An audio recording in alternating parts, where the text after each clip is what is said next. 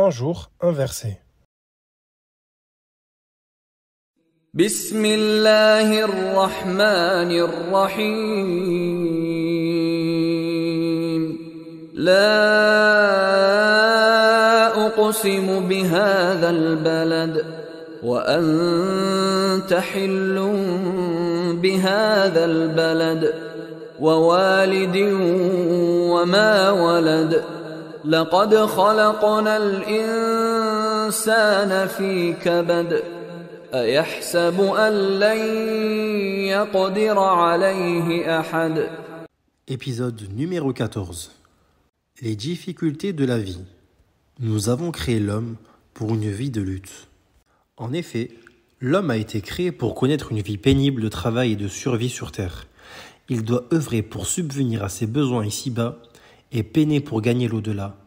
Il ne connaîtra pas le repos qu'une fois au paradis. Petit rappel de l'histoire du premier homme, Adam alayhi salam, notre père à tous. Fut un temps où Adam et Hawa alayhi salam se délectaient des plaisirs du paradis sans effort, sans fatigue, et lorsqu'Allah le Très-Haut les a envoyés sur terre, tout a basculé. Adam et Hawa alayhi salam ont dû travailler dur pour cultiver la terre et ainsi récolter ses fruits pour se nourrir. Ceci est valable jusqu'à nos jours, et pas seulement pour l'homme, mais aussi pour tous les êtres vivants, du plus petit insecte au plus grand mammifère. Chacun doit fournir des efforts, un travail pour subvenir à ses besoins vitaux. Les difficultés de la vie. De sa naissance à sa mort, l'homme ne cesse d'être confronté aux difficultés. Elles débutent dès que l'on coupe son cordon ombilical. Puis, l'accouchement se fait dans la douleur et les cris.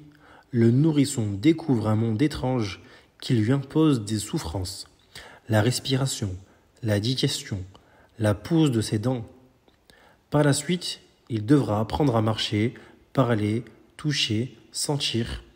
Un tel apprentissage des choses de la vie, l'éducation, les études engendrent parfois certains désagréments.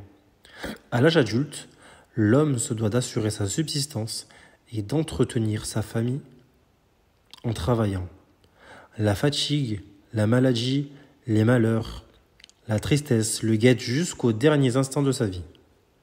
Il aura été toute sa vie durant en conflit avec ses semblables et lui-même. Ses ambitions et nombreux projets ne pourront pas toujours être concrétisés. Cependant, le plus grand malheur ne se trouve pas dans cette vie de lutte, mais bien plutôt dans l'hypothèse de peiner de nouveau dans l'au-delà, mais cette fois éternellement. Nous ne devons jamais oublier le jour du jugement dernier. Notre faiblesse devrait plutôt nous guider vers la puissance d'Allah pour son réconfort. Le jeune musulman doit s'engager pour ménager ses efforts. Il doit peiner pour gagner sa subsistance sans relâche. Toute sa vie durant, il ne tombe du ciel ni de l'or ni de l'argent, mais aussi il faut garder à l'esprit que la main qui donne est meilleure que celle qui reçoit.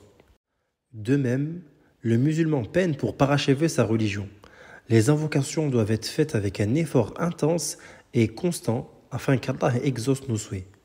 Quant à celui qui rêve, espère goûter à la douceur de la foi sans fournir d'efforts, qu'il sache que Allah n'aime pas les paresseux. Le musulman ne doit pas rester inactif et oisif.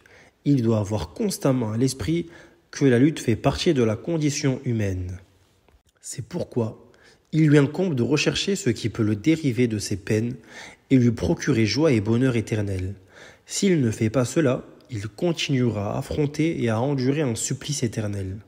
Il faudra donc que tu sois solide dans ton corps et fort dans ta tête, afin de réussir dans cette vie d'ici-bas et mériter le repos de l'au-delà. Tu peux commencer déjà par gravir l'échelle du succès à l'école.